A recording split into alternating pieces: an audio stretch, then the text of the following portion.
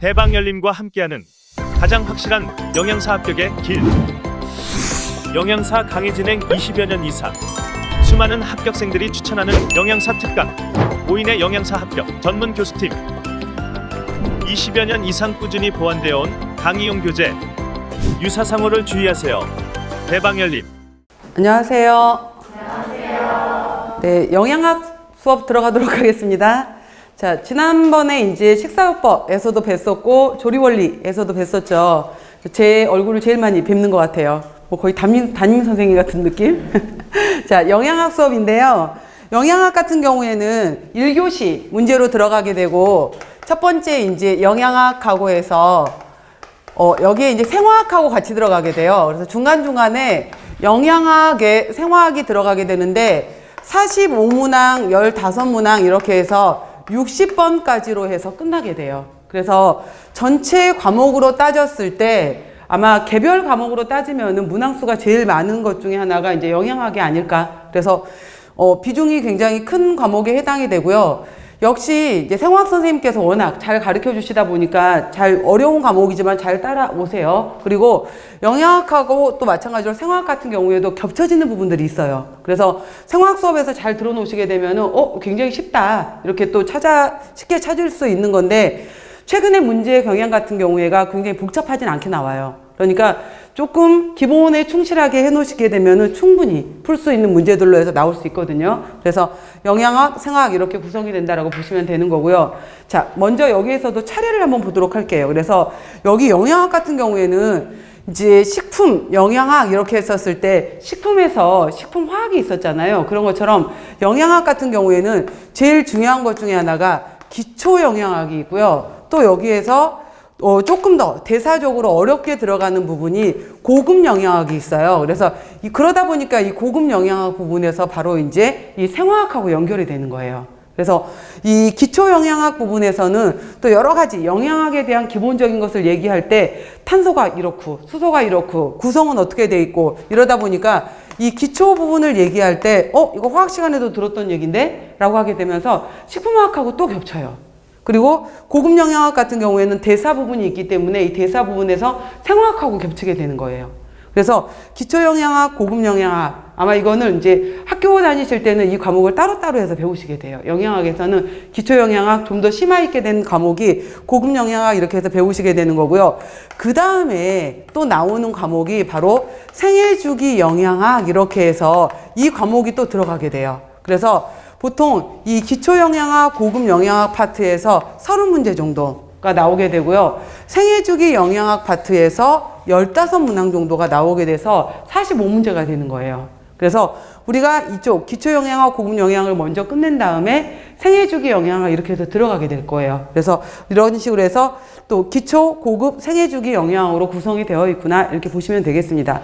자, 역시 마찬가지로 영양학 이론에서도 차례를 먼저 보도록 할게요. 보시면은 기초 영양학, 고급 영양학 이렇게 되어 있죠. 그래서 1장 같은 경우에는 첫 번째 오늘 배우실 부분이 바로 이제 탄수화물 이렇게 들어가 있고요.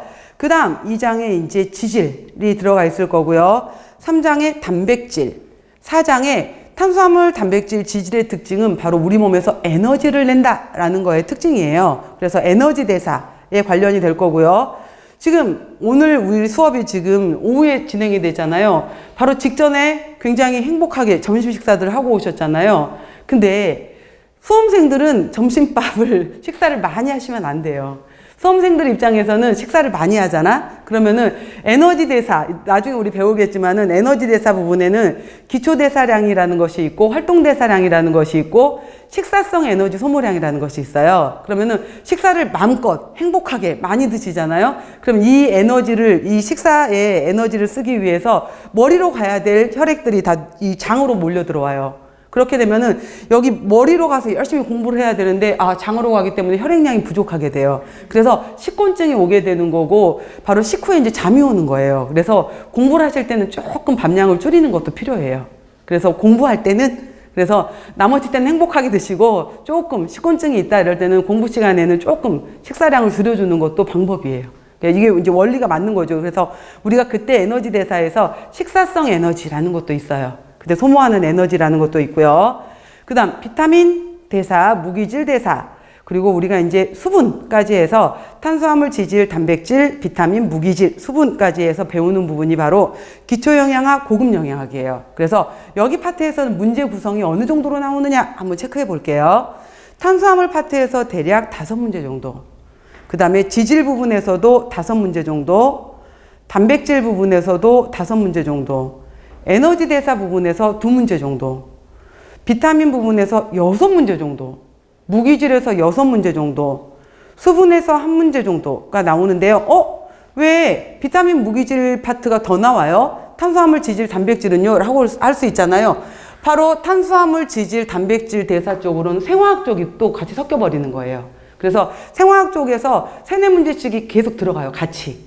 그래서 바로 이제 탄수화물 대사, 지질 대사, 단백질 대사가 탄수화물 파트로 3-4문제씩이 들어가거든요. 그러다 보니까 바로 이제 이쪽 부분이 또 생화학 부분이 들어가게 되면서 문제 구성이 되는 거고요. 자, 뒤쪽으로 들어와서 두 번째 챕터에서 크게 생애주기 영양학 이렇게 되어 있잖아요. 그러면은 이제 첫 번째 1장에는 영양 섭취 기준 이것이 있죠. 그래서 영양 섭취 기준에 대한 것은 또 2020 한국인 영양소 섭취 기준 이렇게 해서 작년부터 또 바뀌어서 이제 진행이 됐던, 시행이 됐던 내용들이 있거든요. 그래서 그 내용으로 해서 설명을 드릴 거고요. 작년에도 여기에서 만성질환 위험 감소 섭취량 값, 나트륨 값 물어봤었어요. 그래서 또 이걸로 해서 설명을 드릴 거고요. 그래서 한국인 영양소 섭취 기준에 관련된 그 기준에 대한 것들, 그 다음에 작년에 그 상한 섭취량 값을 물어봤었구나. 그 물어봤던 상한 섭취량 값이 설정되지 않았던 것은, 설정됐던 것은 이러한 것들이 있어요. 설명드리도록 할 거고요. 생애주기 영양학이라는 것은 뭐냐면은 생애주기, 바로 이제 임신, 바로 태아가 만들어지는 임신에서부터 임신기, 수유기, 그 다음에 1살, 영아, 그 다음에 유아, 그 다음에 학교, 초등학교 다니는 아동, 중고등학교 청소년기, 그 다음에 생애주기에서 가장 긴 성인기, 그 다음 65세 이상의 노인기까지 쭉 들어가게 돼요.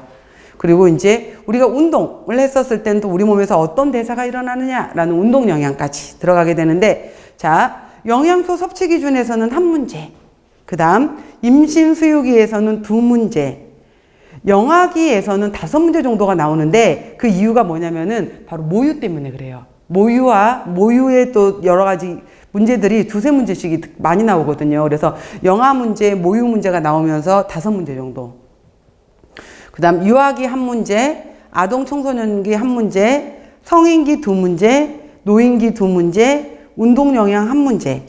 뭐 약간의 문제 수는 1-2문제씩은 1문제 정도씩 왔다 갔다 할 수 있어요. 그래서 이런 식으로 대략 구성이 된다라고 보시면 되겠습니다. 그래서 영양학이라는 것은 기초 영양학, 고급 영양학, 생애주기 영양학으로 구성이 된다 이렇게 보시면 돼요. 그리고 이 영양학 같은 경우에는 내용이 좀 굉장히 많기는 하지만은 매우 깊게는 안 들어가요. 매우 깊게 들어가진 않으니까 수업시간 자체, 모든 수업시간이 마찬가지긴 하지만은 수업시간 자체에 정말 제대로 몰입해서 잘 이해하시면은 간단하게 문제 잘 오히려 어렵지 않게 풀 수 있는 파트가 오히려 영양학인 것 같아요.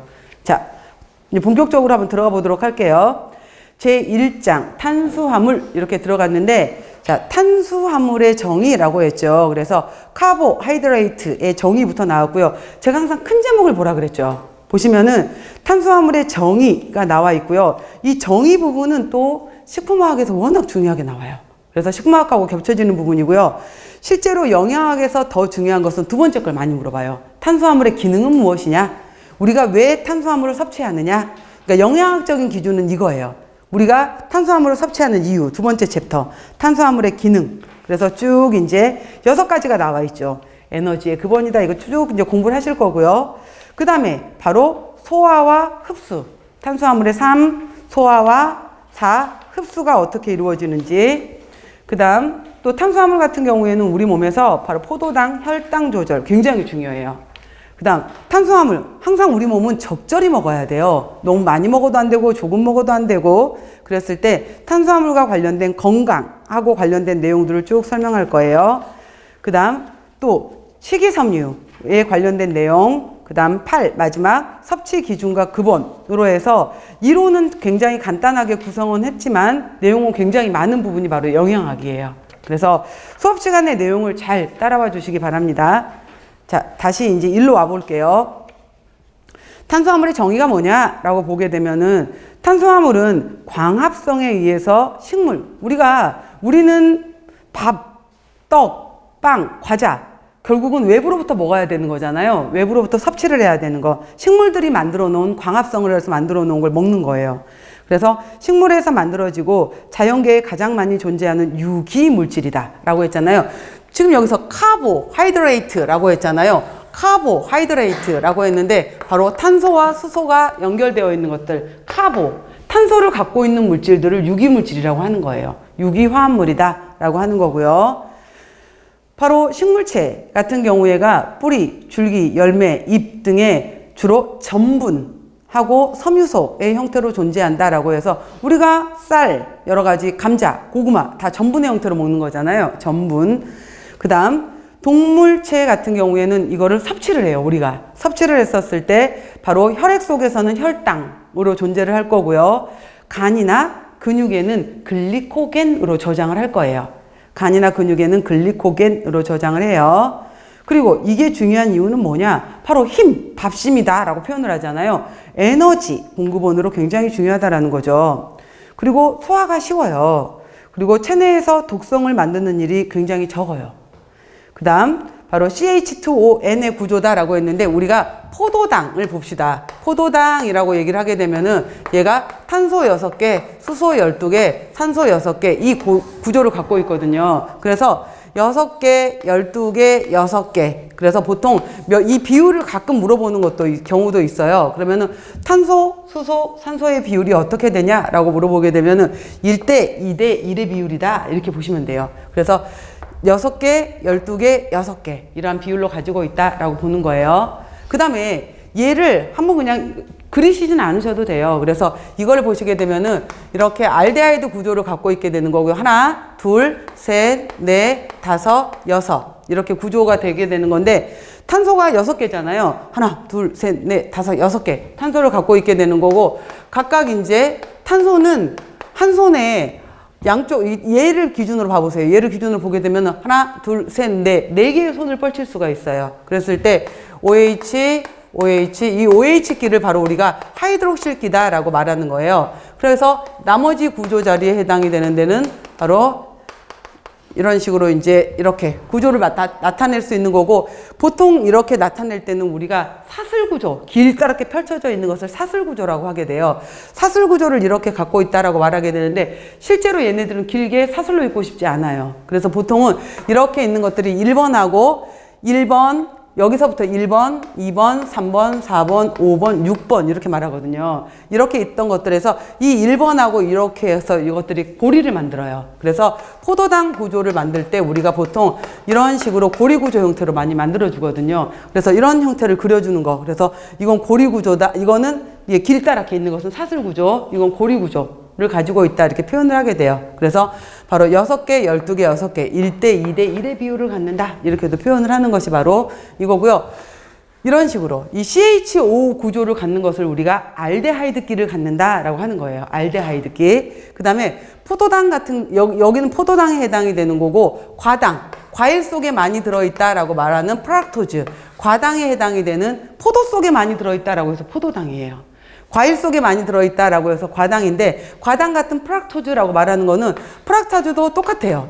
개수는 똑같은데 얘는 갖고 있는 구조의 형태가 틀려요. 얘는 2번 탄소 위치가 이렇게 되어 있거든요. 그래서 나머지 구조들은 거의 비슷하게 생겼는데 1, 2, 3, 4, 5, 6 나머지 구조는 다 거의 비슷하게 생겼는데 2번 탄소에 이런 구조를 갖고 있어요. 프락토즈의 경우에는. 그래서 중간에 이런 구조를 갖고 있는 것을 우리가 바로 케톤 형태를 가지고 있다라고 하는 거예요. 그래서 케톤 형태를 가지고 있는 것도 있고 이런 식으로 알데하이드끼리 구조를 갖고 있는 것도 있다라고 해요. 그래서 이름들, 명칭들 CO 형태를 갖고 있는 것은 케톤, CHO를 갖고 있는 것은 알데하이드 구조를 갖고 있다라고 얘기를 해요. 그 다음에 이 OH 이거를 알코올기라고 표현하는 책도 있고요. 보통은 그냥 하이드록시기다라고도 표현을 해요. 하이드록시기, OH기를 하이드록시기다라고 표현을 해요. 그래서 하이드록실기는 봐보세요. 하나, 둘, 셋, 네 개를 갖고 있잖아요. 그래서 보통 2개 이상을 갖고 있다 이렇게 표현을 해요. 2개 이상을 갖고 있다. 그래서 알데하이드기와 케톤기와 같은 바로 이러한 물질들의 하이드록시기를 2개 이상 갖고 있는 구조를 우리가 탄수화물이라고 한다라고 하는 거예요. 그래서 아마 이 부분은 다시 또 식품화학에서 중요하게 언급이 될 거예요. 그러니까 CHO를 알데하이드라고 하는구나, CO를 케톤이라고 하는구나, OH기 구조를 하이드록시 구조라고 하는구나 라는 일단 구조적인 이름들만 좀 계속해서 익숙해지게 하시는 게 좋을 것 같습니다. 그래서 바로 탄소, 수소, 산소의 비율이 1대2대 1로 이루어져 있다라고 했고요. 알코올기라고도 하고 하이드록실기라고도 해요. 그 다음에 한 개의 알데하이드기, 또 케톤기를 가지고 있는 화합물 또는 축합물이다 라고 얘기를 합니다. 다음, 탄소의 원자수와 결합 상태에 따른 분류라고 했는데, 탄수화물의 경우에는 이거예요.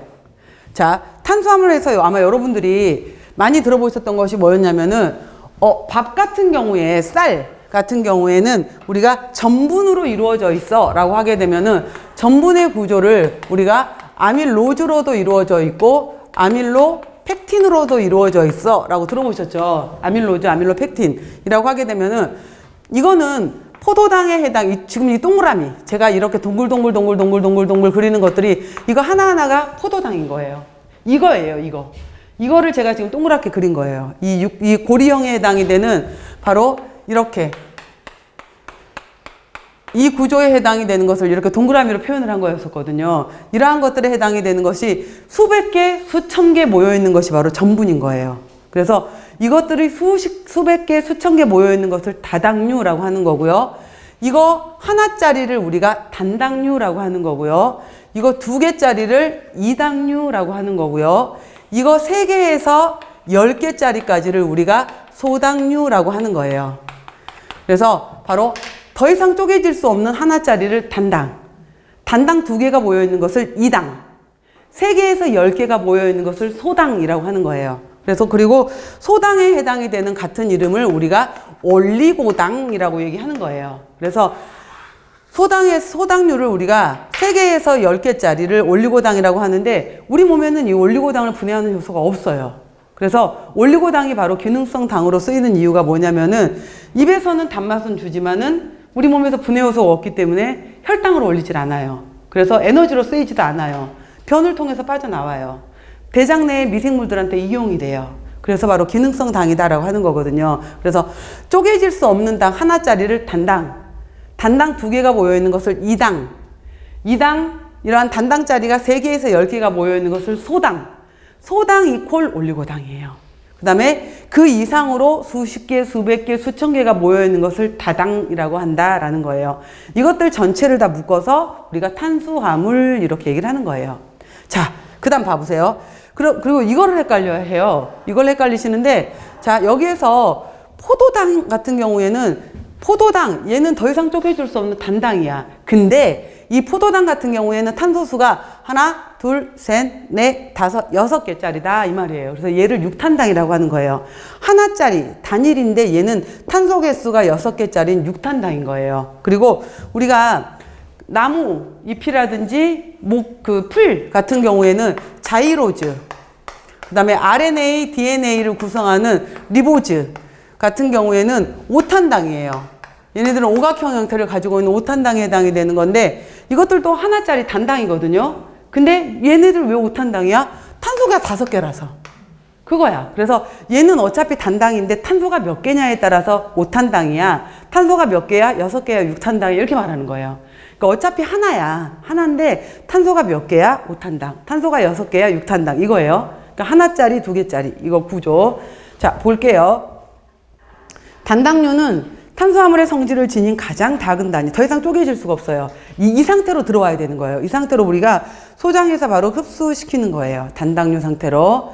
자, 그 중에서 이제 5탄당, 우리가 이렇게 얘기를 해. 이름만 봐도 우리가 알 수 있는데, 하나는 모노, 2개는 다이, 3개는 트라이, 그 다음에 4개는 테트라, 그 다음에 5개는 펜타, 6개는 헥사, 라고 이름을 해서 헥사라고 해서 이름만 들어봐도 그래서 다이라는 말이 들어가게 되면 그래서 이거 다이는 2개라는 뜻이고요. D2라는 말이 디하이드록실라제, 디카르복실라제, D2가 들어가면 이거는 떨어져 나간다라는 의미의 탈이란 뜻이에요. 그러니까 이 DI가 붙으면 얘는 두 개란 뜻. DI는 두 개란 뜻이고 D2가 붙어 있게 되면 얘는 떨어져 나간다는 뜻이에요. 접두어에서. 그래서 모노는 하나, 다이는 두 개, 트라이는 세 개, 테트라는 네 개, 펜타는 다섯 개, 헥사가 들어가면 여섯 개란 뜻이에요. 그래서 이름들을 보고 나서 앞에. 그래서 바로 이제 오탄당 같은 경우에가 펜토즈라고 되어 있잖아요. 다섯 개짜리다 이 말이야. 탄소가 다섯 개짜리다라고 해서 펜토즈. 여기에 리보즈, 바로 RNA. 우리 몸에 있어서 유전 정보, RNA, DNA 말할 때 그 RNA를 구성하는 리보즈를 구성하는 물질이고요. 데옥시리보즈는 여기에서 봐봐. 여기 데옥시리보즈라는 것은 뭐냐면은 데옥시리보즈라는 이름이거든요. 그래서 얘가 데옥시리보즈라는 이름인데 왜 데옥시리보즈야? 라고 하게 되면은 아까 오탄당에 해당이 되는 구조에서 여기 자리에 OH기가 이렇게 있는 것이 리보즈거든요. 여기에서 이 산소가 떨어져 나가 버린 거예요. 그래서 산소가 떨어져 나가 버렸다 라고 해서 데옥시리보즈라고 한 거예요. 데옥시, 떨어져 나갔다. 뭐가? 산소가. 그래서 데옥시리보즈야. 그래서 얘도 어떻든 오탄당이잖아. 그래서 얘는 DNA를 구성하는 오탄당이에요. 그래서 이런 식의 이름들을 보면 알 수가 있어요. 그냥 리보저는 RNA의 구성성분, 데옥시리보즈는 DNA의 구성성분의 당. 아시겠죠? 이름들. 그 다음에 보시면은 자이로즈, 아라비노즈 이러한 것들도 오탄당. 그래서 이 자이로즈로부터 자이리토를 만든 거예요. 그래서 자이리토는 우리 몸에서 분해되지 못하는 거죠. 잘 이용되지 않는 것들이고요. 그 다음에 육탄당, 헥사. 아까 제가 헥사는 6개라 그랬잖아요. 그러니까 헥소즈라는 거 했으니까 6개짜리다 이 말이에요. 헥소즈. 보시면은 자, 포도당을 우리가 글루코즈라고 하고요. 과당을 프락토즈라고 하고요. 갈락토즈 같은 경우에는 자, 갈락토즈는 여러분들 단독으로 없어요. 자연계에는. 자연계에 없고요. 갈락토즈 같은 경우에는 보통 어디에 들어있냐면은 갈락토즈는 우유 속에 들어있어요. 우유 속에 단독으로 들어있진 않고 우유 속에 락토즈 상태로 들어있어요. 락토즈 상태로 들어있다가 우리가 이 락토즈를 먹었을 때 락토즈가 분해가 되면은 얘는 2개짜리 당이야. 그러니까 얘를 쪼개야 돼. 얘는 락타제가 있어서 쪼개야 돼요. 그래서 얘를 쪼개게 되면은 글루코즈와 바로 갈락토즈로 쪼개지게 되는 거예요. 이렇게 쪼개져. 그래서 이 갈락토즈가 만들어지는 거지 자연계에 단독으로 갈락토즈가 들어있지는 않아요. 그래서 나중에 우리가 이제 생애주기 영양학을 더 자세히 배우시게 되면은 그때 모유의 특징하고 우유의 특징을 배우시게 되면은 그때 모유하고 우유를 비교했었을 때 모유에 더 많은 성분이 뭐야? 라고 물어보게 되면은 모유에는 유당이 더 많이 들어있어요. 왜? 그러면은 모유 같은 경우에는 유당이 들어있어서 유당에 이 갈락토즈가 뇌 발달을 도와주거든요. 그래서 갈락토즈가 뇌 발달을 도와줘. 이런 식으로 해서 바로 사람의 아기 같은 경우에는 당장에 걷는 것보다 태어나서 뇌 발달이 이루어지는 것이 먼저 중요해요. 근데 송아지나 다른 동물들 같은 경우에는 천적으로부터 도망가려면 태어나자마자 먼저 걸어야 되잖아요. 그러니까 얘는 뼈 발달이 중요한 거예요. 그러니까 얘는 칼슘이 많아야 돼. 근데 사람은 1년 뒤에 걷잖아. 돌 때. 돌 무렵에나 걷는 거고 사람은 돌 때까지 뭐가 발달이 돼야 돼? 뇌가 발달이 돼야 돼요. 그래서 DHA, 리놀레산, 유당 여러 가지라는 것들이 많아서 뇌 발달에 집중을 하는 거예요. 사람은. 그래서 모유와 우유의 특징이 있어요. 그래서 이러한 것들에 대해서 우리가 이제 뇌 발달 이렇게 말하는 거 쓰시고요. 다음. 이당류짜리 2개, 그러니까 단당류가 2개가 모여있는 것을 이당류다라고 얘기를 하게 돼요. 자, 지금부터 계속 외우는 거예요, 여러분들. 메가당이라고 말하는 것은 엿당이라고도 해요. 엿당. 메가가 뭐냐면은 보리야, 보리싹. 보리싹으로부터 얻은 거다라고 말했잖아. 쉽게 말하면 뭐냐면은 엿기름이에요, 엿기름. 엿기름, 우리 식혜 만들 때 만들어낸 엿기름 있잖아요. 그 엿기름이 바로 메가당이에요. 엿기름으로부터 얻어낼 수 있는 거. 그래서 여기 있는 우리가 메가당은 바로 말토즈라고도 이름을 붙이고요. 얘는 이렇게 돼 있어. 메가당은 자, 메가당은 얘를 쪼개는 효소가 말타제라는 효소예요. 그래서 쪼개면은 얘는 글루코즈, 포도당 이렇게 쪼개져요. 자, 효소도 쓰기. 메가당 메가당은 말타제가 분해를 시켜서 바로 쪼개면은 포도당 두 분자로 쪼개져요. 그래서 우리가 바로 그래서 식혜 속에는 바로 메가당이 많이 들어있는 거예요. 식혜 안에는 메가당이 들어있는 거고요. 그 다음 나와 있는 것이 메가당 다음이 서당이죠. 우리가 서당 같은 경우에는 이름이 되게 많아요. 서당, 설탕, 자당, 슈크로즈. 이게 전부 다 설탕의 이름이에요. 서당, 설탕, 자당, 슈크로즈. 전부 다 설탕의 같은 이름들을 얘기하는 거예요. 근데 이 설탕의 경우에는 2당인데 얘는 슈크라제라는 걸로 쪼갤 수가 있어요. 슈크라제라는 걸로 쪼개게 되거나 혹은 침 속에 들어있는 인볼타제라는 걸로 쪼갤 수가 있어요. 인볼타제로 쪼개게 되면은 얘는 바로 포도당과 과당으로 쪼개질 수가 있어요. 포도당과 과당으로. 근데 이게 설탕이었을 때보다 포도당하고 과당으로 쪼개지면 단맛이 더 커져요. 왜? 왜냐면은 설탕의 단맛이 1이라면은 과당의 단맛은 1.7이거든요. 그래서 바로 과당의 단맛이 더 많이 만들어져 버리기 때문에 얘 때문에 단맛이 더 커지게 돼요. 그래서 바로 설탕을 이용해서 인볼타제를 이용해서 포도당과 과당으로 쪼개져 있는 대표적인 것이 바로 꿀이 돼요. 꿀. 얘가 꿀이 되는 건데 꿀의 형태로 해서 바로 포도당과 과당의 비율이 1대1로 들어있는 이러한 형태에 해당이 되는 당을 우리가 전화당이다 라고도 얘기를 해요. 전화당. 그래서 설탕을 슈크라제 인볼타제를 통해서 쪼개서 바로 포도당과 과당이 1대1로 섞여 있게 되는 것을 전화당이라고도 한다라는 거예요. 다음 그 다음에 들어가는 것이 바로 이제 유당이죠.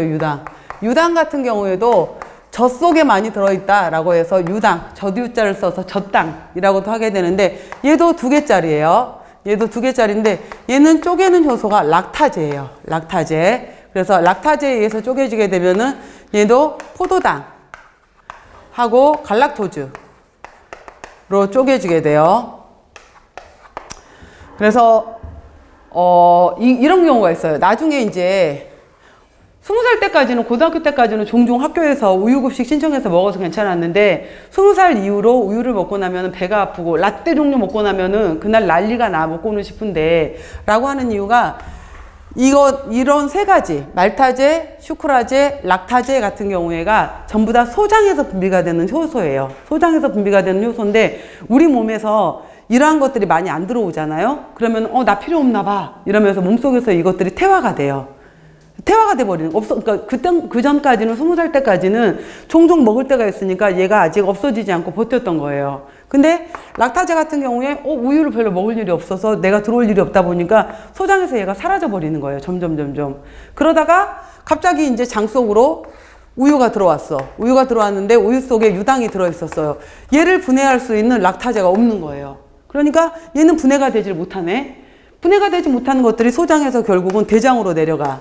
소화되지 못했으니까 대장으로 내려갔더니 대장에 살고 있는 대장균들이 겁나 좋아하는 거예요. 대장균들은 얘를 엄청 좋아하거든요. 그러니까 대장에 있는 대장균들이 유당을 분해해서 부글부글 CO2 가스도 만들어내고 수소 가스도 만들어내고 또 주변에서 가스 만들어지니까 물도 끓여 들어오고 이러면서 거품성 설사 부글부글 바로 이걸 일으키는 것을 우리가 유당불내증이라고 하는 거예요. 그럼 이 사람들은 어떻게 해야 돼? 그래서 요즘에 그런 우유도 있잖아요. 성인용 우유, 착한 우유. 그래서 우유 제품에 애초에 이거를 분해시켜서 처음부터 넣어놓은 우유. 그러니까 이걸 분해시켜 놓은 우유. 그리고 약간 이제 이거보다는 흰 우유보다는 그 칼슘 때문에 우유도 먹어야 되는데 성인들도 이렇게 말하는 경우에 그러면 그거보다는 요거트라든지 뭐 그 발효된 제품들을 먹어주게 되면은 발효 과정에서 이것들이 분해가 되게 돼요. 그러다 보니까 유당이 적은 제품 형태로 해서 칼슘이나 다른 영양소들이 들어있는 형태를 먹을 수가 있게 되는 거예요. 그래서 바로 이 3가지 기억하기. 바로 메가당, 서당, 유당 3가지는 2당에 해당이 되고 각각 분해하는 효소들 기억하세요. 말타제, 슈크라제, 락타제. 뒤에 또 다시 나올 거예요. 자, 이런 특징들이 있고요. 좀 작은 칸에 너무 많이 쓰시고 계시죠? 뒤에 있을 거예요. 그 다음 볼게요. 자, 다시 얘기할 거예요. 올리고당은 3개에서 10개짜리 해당이 돼요. 자, 라피노즈, 스타키오즈라고 했는데 라피노즈는 당 3개가 결합한 거예요. 갈락토즈, 그러니까 갈락토즈, 포도당, 과당이 결합한 라피노즈고요. 스타키오즈는 갈락토즈 안 써도 돼. 스타키오즈는 갈락토즈, 포도당, 과당이 결합한 건데 이 올리고당은 우리 몸에 분해 요소가 없어요. 없기 때문에 애초에 이것들은 장내로 우리 몸 안으로 들어가게 되면 가스를 유발시켜요. 그래서 예전에 세상에 이런 비슷한 거 나오기 전에 뭐 완전 뭐 세상 웃긴 TV 이런 거 보여주는 게 있었어요. 근데 영국 사람이었었는데 이 사람은 마이크를 갖고 다니면서 전 세계 공연을 다녀요. 근데 마이크를 입에다 대는 것이 아니라 마이크를 똥꼬에다 대요. 그래서 마이크 똥꼬로 모든 노래를 연주를 해. 근데 가스를 뿜어내면서 연주를 하는 거예요, 이 사람은. 그래서 배에 가스가 가득 차 있어. 그래서 이 사람의 가스는 전부 다 맥주하고 땅콩이에요. 그래서 맥주 땅콩으로 이제 가스량을 비축을 해놨다가 공연 때 이걸 뿜어내는 거예요. 그래서 콩 종류들. 콩 종류에 해당이 되는 것들이 바로 라피노즈와 스타키오즈인데 이게 분해가 안 되면서 대장 내에서 가스를 많이 만들어요. 그래서 라피노즈, 스타키오즈는 두류에 많이 들어있는 거고요. 자, 난소화성이다 라는 뜻은 우리 몸에서 분해가 안 된다 이 말이에요. 난소화성이다. 그 다음에 비피더스의 증식 인자이다 라고 했는데 옛날에는 이게 뭐냐면 세상이 변하면서 과학도 변해요. 그래서 옛날에는 이것들 소화를 불편하게 하고 나쁘게 하는 건가 봐 라고 했는데 지금은 아니에요. 이걸 오히려 좋게 보는 거예요. 옛날엔 그래서 두류 제품에서 그러면 이러한 것들을 장을 불편하게 하고 나쁘게 하니까 없애야 되는 거 아니야? 라고 했는데 요즘에 사람들이 너무 정제된 걸 많이 먹다 보니까 오히려 대장암, 결장암, 직장암 이러한 현대인들의 암이 많아졌잖아요. 그래서 아니야, 오히려 장을 적절하게 자극을 해줄 필요가 있겠다라고 하게 되면서 요즘에 여러분들 대변은행 얘기 들어보신 적 있죠? 대변은행. 대변은행이 뭐냐면은 그러니까 우리가 소장이 이렇게 있고 대장이 이렇게 있잖아요. 그랬을 때 대장에 수천 가지의 종류의 그 세균들이 살고 있어. 수천 가지의 세균이 살고 있는데 정상적으로 건강하고 날씬하고 질병이 없는 사람들의 대변을 받아요. 이 사람들의 대변을 받은 다음에 이 사람들의 대변 속에서 좋은 균만 추출해내. 그래서 실제 대변을 받아요, 샘플로. 대변 기증을 해요. 그래서 이 사람들의 대변을 받아서 그 좋은 균들을 찾아내는데 그 사람들의 균 속에 많이 들어있는 균이 바로 비피더스 균이에요. 이 비피더스 균을 받아서 캡슐화 시키는 거야. 그리고 나서 최근에 대장암 수술을 받았어. 그 다음에 비만인 사람들이야. 라고 한 사람들한테 이 캡슐을 먹이는 거예요. 그러니까 건강한 사람한테 얻었던 변을 정제를 해서. 그래서 실제로 이렇게 변을 받아서 캡슐화 시키는 과정에서 그래서 사람들로부터 변을 받거든요. 그리고 제가 아는 사람 같은 경우에도 대변은행 이거 프로젝트를 진행을 해요. 그래서 소아과에 오는 엄마와 아기의 변을 같이 받아요. 그래서 그래서 이거 추출하는 그 공정 과정에 실험실 가잖아요. 냄새 죽인대요. 그래서 내가, 난 그 실험 안 하고 싶다. 막 이랬었는데, 아무튼 그거 해야 될 거 아니야. 변에서 걸러내야 되니까. 그래서 이제 실제로 이거 비피더스 균이고요. 그 다음에 나쁜 이제 균에 해당이 되는 것은 이콜라이 뭐 여러 가지 이제 스트랩토코커스 이런 균주들은 나쁜 악취를 풍기는 거예요. 그래서 실제로도 뭐냐면 이건 안 써도 되는데 나중에 우리가 생애주기 영양학에서 모유를 먹인 아기 똥하고 우유 먹인 아기 똥하고 틀려요. 모유 먹인 아기 똥은 훨씬 더 색깔이 약간 노라면서 무른 변이야. 근데 분유를 먹인 아기는 변이 더 단단한 변이에요. 근데 모유 먹인 아가의 변에는 비피더스균이 많아요. 근데 분유를 먹인 아기 변에는 대장균이 많아요. 그러니까 이런 특징들이 있거든. 그래서 여러분들 왜 락토핏부터 시작해서 여러 가지 프로바이오틱스 제품들 드시잖아요. 그게 바로 대장 내 건강한 균들을 먹어주는 거예요. 지금 그게 락토핏이라고 말하는 그 여러 가지 제품들이. 그래서 이러한 균주 자체에 해당이 되는 것을 우리가 프로바이오틱스다라고 얘기를 하는 거 많이 들어봤잖아. 이런 균주 자체를 프로바이오틱스라고 얘기하는 거고요. 이 균주들의 먹이가 되는 것을 우리가 프리바이오틱스다라고 얘기를 해요. 그래서 바로 이 라피노즈, 스타키오즈가 바로 이 대장균들의 먹이가 돼주는 거예요. 그러면 대장균들의 먹이가 된다라고 했잖아. 그럼 얘는 프로바이오틱스예요? 프리바이오틱스예요? 그렇죠. 프리바이오틱스. 그래서 라피노즈와 스타키오즈가 프리바이오틱스가 돼주는 거예요. 그래서 옛날에는 가스 발생시키고 몸에 불편하게 하네, 나쁘네 라고 봤던 것들이 요즘엔 오히려 프리바이오틱스로 굉장히 좋은 기능을 하는구나 이렇게 보게 되는 거예요, 지금은. 그래서 프리바이오틱스로 작용을 하게 되는 거고요. 비피더스의 증식 인자, 이 뜻이 바로 프리바이오틱스다 라는 뜻이에요. 다당류는 10개 이상의 단당류의 축합체지만 사실은 굉장히 많은 수십 개, 수천 개가 모여 있는 거고요. 자, 동물의 우리가 동물, 사람들의 경우에도 그걸 많이 먹고 나면은 탄수화물 종류를 많이 먹고 나면은 에너지로 쓰고도 남아. 그러면은 간에 저장을 해요. 그래도 남아 라고 하게 되면 또 근육에도 저장을 해요. 그래도 남아 라고 하게 되면 지방으로 저장을 해요. 그래서 탄수화물도 많이 먹게 되면 지방으로 갑니다. 그래서 간과 근육에 저장한다 라고 했는데 한 써놓으세요. 간은 일정량이 간 크기가 있잖아요. 그래서 대략 100g 정도 저장을 하고요.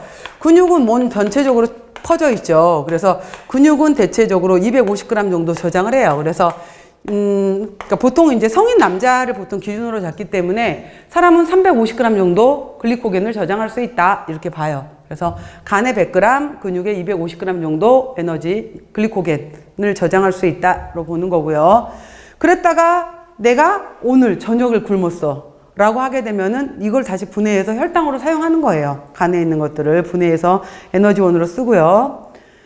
그 다음 전분, 바로 식물에 저장되어 있는 거고 포도당 이거예요. 아밀로즈, 아밀로펙틴 이런 식으로 해서 이 가로축으로 쭉 연결되어 있는 것은 이거예요. 자, 이거는 식품화학에서 어차피 배울 거니까 저는 길게 설명 안 해요.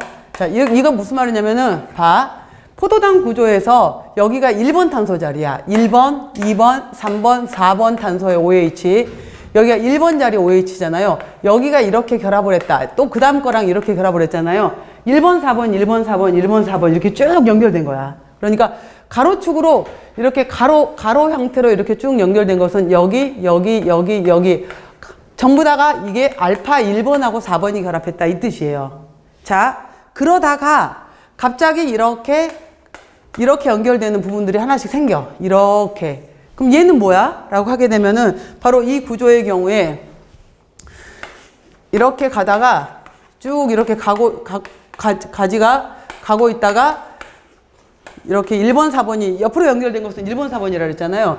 1번, 4번이 가다가 갑자기 가지를 친다 라고 하게 되면은 얘는 어떻게 된 거냐 라고 하게 되면 여기 1번 OH하고 6번하고 이렇게 결합한 거예요.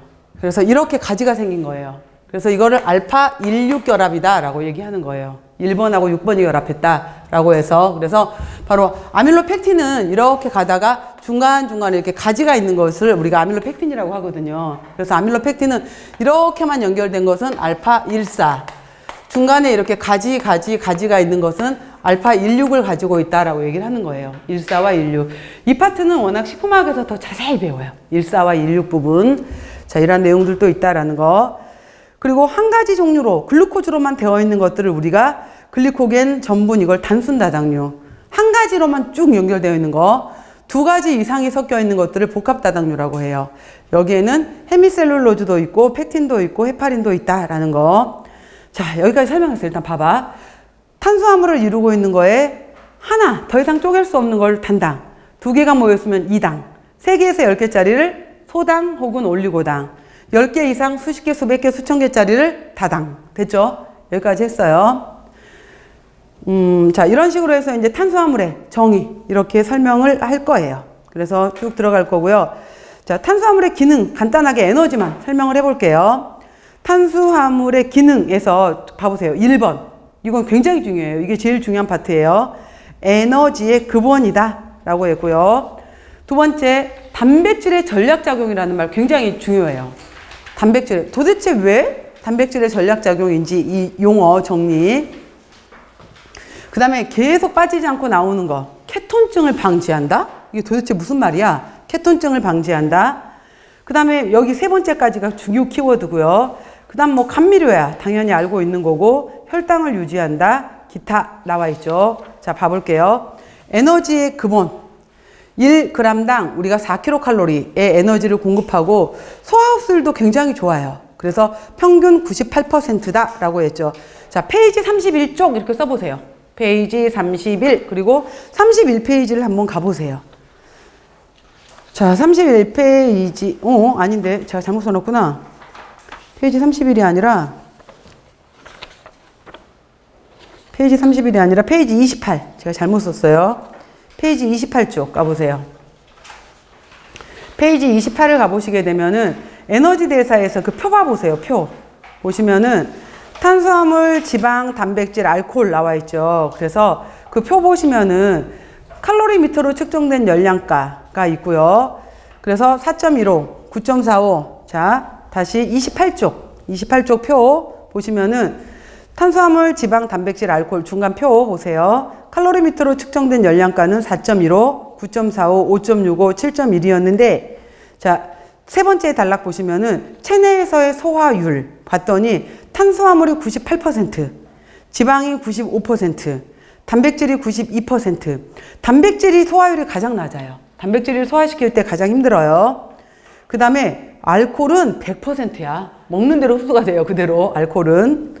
그래서 최종적으로 우리 몸에 들어오는 생리적 열량가는 탄수화물은 4칼로리, 지방은 9칼로리, 단백질은 5.65 열량가가 나왔지만은 실제로 또 요소로 배설할 때 1.25를 써요. 그리고 소화 흡수율이 92%이기 때문에 단백질은 실제로는 4칼로리, 알코올은 7칼로리 이렇게 들어와요. 이렇게 들어온다라는 기준이 있어서 일단 이걸 먼저 보여드린 이유는 뭐냐면 탄수화물은 굉장히 소화율이 98%로 높구나 라는 것을 한번 먼저 보시라고 설명을 드렸어요. 보셨죠? 98% 소화율이 높다라는 거. 다시 앞으로 가겠습니다. 98%예요. 자, 두 번째 뇌세포. 그래서 우리가 공부할 때는 반드시 아침 식사, 학생들 꼭 아침 식사를 해라 라고 하는 이유가 그거죠. 그리고 시험 보기 2시간 전에 깨어나서 반드시 식사를 해야 돼요. 시험 시간 맞추셔갖고 2시간은 지나야지 머리가 깨어나요. 그리고 포도당이 공급이 되어 있어야지 뇌세포의 에너지원이 될 수가 있어요. 그래서 특히 뇌하고 신경세포 같은 경우에는 다른 것보다 포도당을 먼저 에너지로 받아들여요. 그러니까 그리고 밤에 잠자는 동안에는 간에서 최소한의 포도당밖에 안 만들어요. 그리고 특히 전날 내가 술을 마셨어 라고 하게 되면은 밤새 이 간이 알코올을 해독하느라고 포도당을 못 만들었어요. 그래서 술을 마셨던 날은 다음날 아침에 반드시 알코올로 해독을 하면 안 되겠죠. 그죠? 그리고 그날은 아침은 반드시 식사를 해서 간을 빨리 해독시켜주고 포도당을 빨리 다시 공급을 해줘야 돼요. 그래서 왜 술 마시고 나면 다음날 이상하게 더 먹고 싶어 이런 경우 있잖아요. 몸이 그걸 원하는 거예요. 빨리빨리 해독시키고 빨리 내 몸에 에너지를 충족시켜라 라는 거예요. 몸 자체에서. 그래서 이런 뇌세포, 신경세포의 주 에너지원이고요. 자, 중요한 말 나왔어요. 세 번째 보시면은 하루 섭취 에너지의 55에서 65%를 권장한대요. 계산하실 줄 알아야 돼. 하루 섭취 에너지의 55에서 65%. 자, 어차피 이거 할 거야, 여러분들. 55에서 65%를 할 거예요, 이것도. 그래서 여기도 여러분들 페이지 8페이지 봐보세요. 오늘 할 거니까. 페이지 8쪽 보시면은 2020 한국인 영양소 섭취 기준 요약표라고 제가 넣어놨잖아요. 그래서 에너지 같은 경우에는 적정 비율, 사람마다 활동량이 다 다르기 때문에 다른데 이 정도면 평균 정도의 활동을 할 때 적정하다고 본다라는 비율이에요. 그랬을 때, 자, 탄수화물은 55에서 1세 이상부터, 탄수화물은 55에서 65%, 단백질은 7에서 20%, 그 다음에 아가들, 1세에서 2세 아이들의 경우에는 20에서 35%예요. 이때는 이제 체조직을 많이 만들어야 되고 이러기 때문에 20에서 35%고 3세 이상에서는 15에서 30%. 그 다음에 포화지방 18세 이전에는 8% 미만, 그 다음에 19세 이상에서는 7% 미만, 트랜스 지방산은 전부 다 1% 미만. 그 다음 맨 아래 표 보시면은 콜레스테롤은 19세 이상에서 하루 300mg 미만을 권고한다 라는 내용. 그리고 미리 말합니다. 그 아래 표까지. 자, 총 당류 섭취량. 여기서 당류라는 것은 뭐냐면은 지금 아무도 없네. 혹시 저 음료수 갖고 계신 분, 저기 혹시 열량 표시 있어요? 그 음료 표시에? 그건 물이라서 없을 것 같아. 열량 표시가 없죠. 그러니까 물 아닌 일반 만약에 음료수였다든지 과자였으면은 우리가 식품 표시 성분 하게 돼 있잖아요. 그러면 식품 표시 성분 하게 되어 있으면 뭐가 들어가 있어야 되냐면은 열량 들어가 있어야 되고요. 탄수화물 들어가 있어야 되고, 초콜릿 바 보세요. 자, 뭐 들어가 있어요? 열량 들어있죠. 열량 들어가 있고, 탄수화물 들어가 있고, 당질 들어가 있고, 단백질 들어가 있고, 그 다음에 지방, 그 다음에 콜레스테롤, 또 뭐 들어가 있어요? 포화지방, 나트륨 들어가 있고, 해서 총 9가지가 들어가 있거든요. 거기에 탄수화물이 있고 당질이 있어요. 탄수화물 따로 당질 따로가 있거든요. 그죠? 당질이에요, 당류예요? 당류라고 되어 있죠. 탄수화물이 들어가 있고 당류가 되어 있는데 그 당류가 뭐냐면은 입에 여러분들이 왜 우리가 전분 먹었을 때 감자 전분, 쌀 전분 먹었을 때 입에 넣자마자 달아라고 느껴요? 안 느껴지잖아. 근데 식혜, 설탕 입에 넣었을 때 달아라고 느끼잖아요. 여기서 말한 당류라고 말하는 것은 입에 넣자마자 달아라고 느껴지는 거예요. 그럼 그게 뭐냐? 단당 2당까지 말하는 거예요. 단당 2당. 단당 2당을 바로 당류라고 하는 거예요. 단당 2당까지. 그러니까 이것들은 바로 몸에 흡수가 되는 것들. 그래서 우리가 산에 갈 때 갖고 가는 것들 있잖아요. 사탕, 초콜릿. 그 다음에 이러한 것들이 바로 당류라고 하는 것들이에요. 바로 흡수가 되는 것들, 당류. 총 당류 섭취량은 총 에너지 섭취량의 10에서 20, 우리나라 사람들이 거의 쌀 먹는 그람 수하고 설탕 먹는 그람 수하고 거의 비슷하대요. 그러다 보니까 이제 이 당류 섭취가 워낙 많아지면서 여러 가지 합병증이 너무 많아지는 거예요. 그래서 줄이자 좀. 그래서 총 당류 섭취량을 전체 에너지의 10에서 20%로 제한하고 특히 식품에 여러분 그 생각 안 들어? 떡볶이 드실 때 내가 떡볶이를 먹는 건지 설탕물을 먹는 건지 너무 달고 짜고 이런 경우 많잖아요. 그거예요, 지금. 그래서 조리 및 가공 시 첨가되는 첨가당은 총 에너지 섭취량의 10% 이내. 이 숫자들. 총 당류 섭취량은 10에서 20%로 제한하고 첨가당은 10% 이내로 섭취하도록 한다라고 했고요. 우리나라 사람들이 먹는 첨가당의 주요 근원이 바로 설탕. 그 다음에 중고등학교 청소년들의 가장 문제가 되는 것이 바로 음료수예요. 액상과당. 음료수송의 액상과당, 그 다음에 물엿, 당밀, 꿀, 시럽, 농축 과일 주스 등이 있다라고 했어요. 그래서 바로 당류에 대한 것까지 설명을 미리 드렸어요. 그래서 당류라고 말하게 되면 단당 2당을 말하는 거구나. 바로 흡수가 되는 것들. 물론 혈당이 떨어졌을 때 먹어야 돼. 근데 평소에는 아니라는 거예요. 평소에 많이 먹어버리게 되는 거고, 그 다음에 이따 얘기하겠지만은 액상과당 그랬잖아요. 과당. 이 프락토즈 같은 경우에는 밥 먹고 과일 또 먹고 이렇게 되는 건데, 물론 밥을 안 먹고 과일을 먹었을 때는 이 과일이 혈당으로 이용이 돼요. 근데 밥도 먹고 과일도 먹고 그러면 이 과당의 경우에는 얘는 나는 혈당으로 갈 필요가 없네? 라고 하게 되면 얘는 바로 지방으로 넘어가 버려요. 그래서 얘는 바로 중성지방을 만들거나 얘는 콜레스테롤을 합성하는 대사로 바로 넘어가 버려요, 과당은. 그렇기 때문에 그 밥 먹고 난 식후에 바로 과일 한꺼번에 많이 먹는 거 절대 안 좋아요. 그래서 사과도 그래서 과일은 가능하면 식간에 드시는 거예요, 식간에. 식사 사이 간식으로 드시는 거고, 드시더라도 우리 식품교환표에서 일교환 단위식 있었잖아요. 사과 3분의 1개, 귤 하나, 뭐 토마토 그 소 작은 걸로 해서 2개 이렇게 있었던 거 있죠. 바나나도 2분의 1개. 에이, 진짜 그러느니 안 먹고 만다 뭐 이러는 거 있죠. 되게 웃긴 게 나중에 비만 배우실 때 아시겠지만은 그 비만에서도 간식 줄 때 절대 주먹 사이즈 이상 주면 안 돼요. 먹다 보면 식욕이 더 자극돼 갖고 더 커지거든. 그래서 그런 게 있는데 아무튼 과일의 경우에도 식후에 바로 먹거나 같이 먹는 거 절대 금하는 거예요. 그래서 동시에 같이 들어버리게 되면 이 과당은 바로 중성지방이나 콜레스테롤로 넘어가는 대사로 가게 돼요. 에너지가 많았을 때는 과당의 경우에. 자, 이러한 특징들이 있다. 그래서 액상과당도 굉장히 문제가 돼요. 액상과당. 자, 앞으로 다시 올게요. 그래서 자, 55에서 65% 기억하십시오. 하루 퍼센트 숫자 나오는 것들 55에서 65%. 간과 근육의 글리코겐으로 저장이 되고요. 글리코겐은 가지가 많은 구조로 빠른 속도로 분해가 될 수 있다라고 했어요. 무슨 말이냐면은 다음번에 제가 지금 계속 다른 과목들을 얘기해서 많이 헷갈리실 텐데 다음번에 보시면은 지금 이 전분의 경우에는 아밀로펙틴으로 해서 주로 저장이 되어 있다면은 동물도 그렇고 인간도 그렇고 간이나 근육에 글리코겐으로 저장을 하거든요. 근데 이 구조가 알파14, 알파16으로 해서 구조 결합하는 형태가 비슷해요. 근데 전분은 길다랗게 가다가 중간중간에 가지가 이렇게 펼쳐지는 나무와 같은 형태라면은 동물의 글리코겐 같은 경우에는 가지가 짧으면서 중간중간에 이렇게 펼쳐지면서 전체적으로 봤었을 때 동그란 형태로 해서 가지는 짧고 길이가 많은 동그라미 형태예요. 그러다 보니까 알파 14 여러 가지 16 이렇게 효소가 알파 아밀라제, 베타 아밀라제 효소가 작용을 했었을 때 효소들은 끝에서부터 중간중간에 막 치고 들어와 버리거든요. 가지가 많다 보니까 이 효소가 차근차근 들어온다면 얘네는 가지가 많다 보니까 중간에 우르르 끊어버리는 거예요. 그래서 가지가 많은 것들이 훨씬 효율적으로 이용이 된다라는 거예요.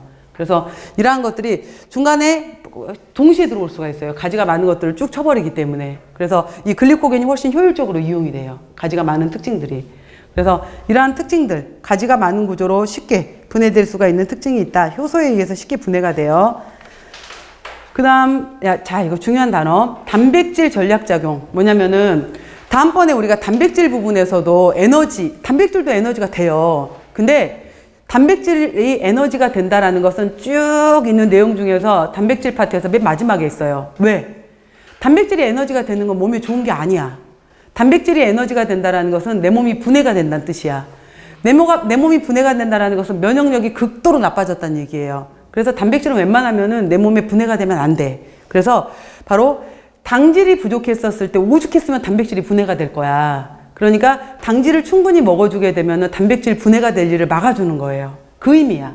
그래서 다음번에 우리가 이제 식사요법에서 간질환 배울 거거든요. 급성 간염, 만성 간염. 그때 그 경우에서 간질환 환자들한테 충분한 당질을 섭취하시오라고 얘기를 해요. 그 이유가 바로 간세포의 단백질 보호작용이란 말이 있어요. 자, 그 얘기예요. 단백질 전략작용. 식사에서 적절한 열량 공급을 받지 못하면 체조직의 구성, 보수에 사용돼야 될 단백질이 열량원으로 사용된다. 이건 극도로 나쁜 거야. 이렇게 되면 안 돼요, 몸이. 이렇게 이용돼 버리면. 따라서 열량원으로 당질을 충분히 섭취하게 되면은 에너지로 사용돼야 될 단백질을 줄여줄 수가 있어요. 전략할 수가 있다. 그래서 여러분들 왜 우리 운동하거나 다이어트 할 때도 최소한 기초대사량 이상은 먹어라 라고 하잖아요.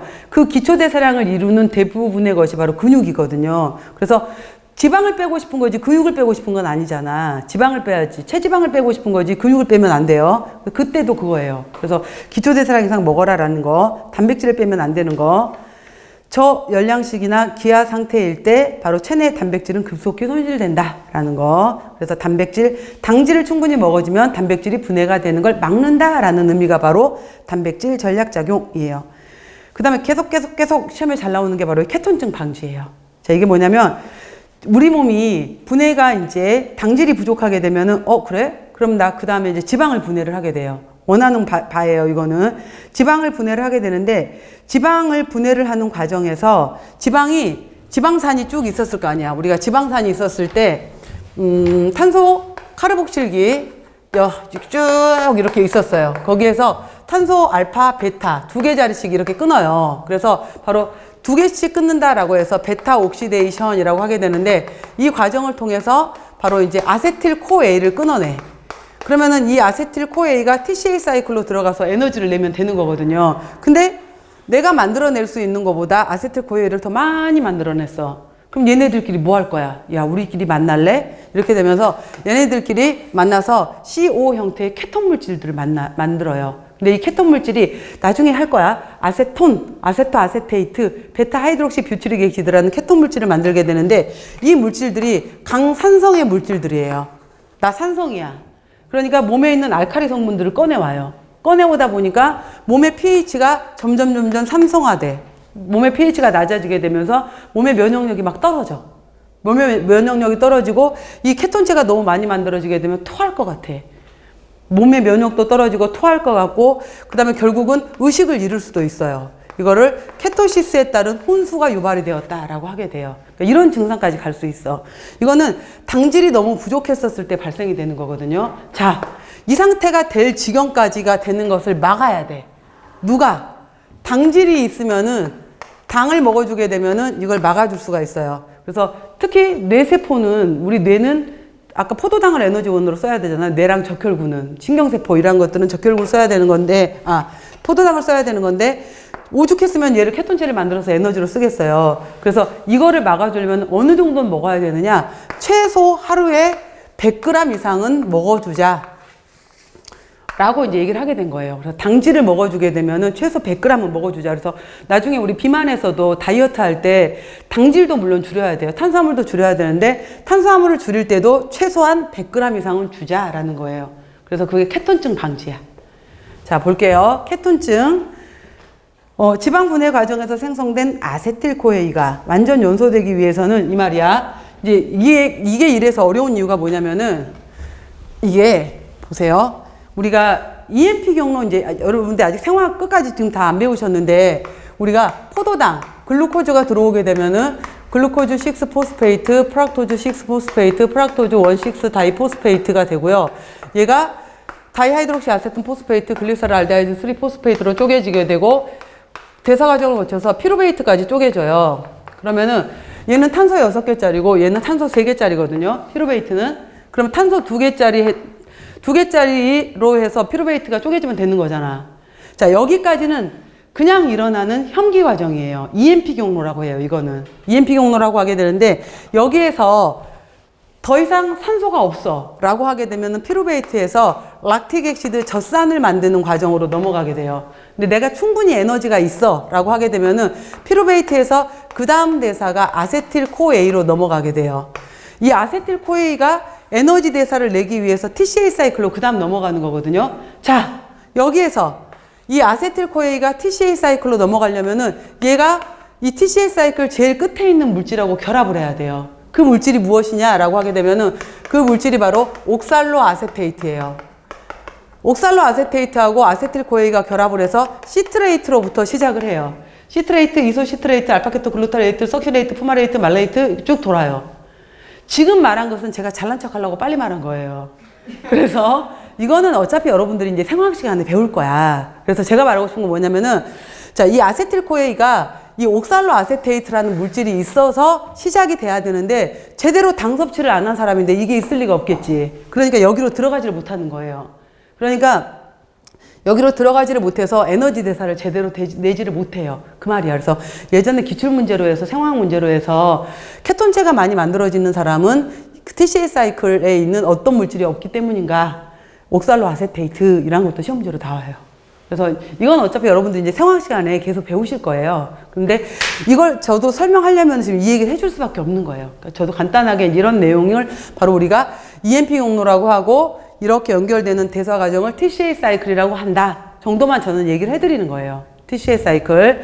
그래서 바로 이 과정에서 옥살로 아세테이트가 필요하다. 얘기했어요, 제가. TCA 사이클 제일 끝에 있는 물질을 옥살로 아세테이트라고. 자, 당질 섭취가 부족하게 되면 결국 지방의 연소로 케톤체가 만들어지게 되고 케토시스를 일으키게 된다. 케톤체 물질 3가지가 있어요. 아세토 아세테이트, 아세톤, 베타 하이드록시 뷰티레이트.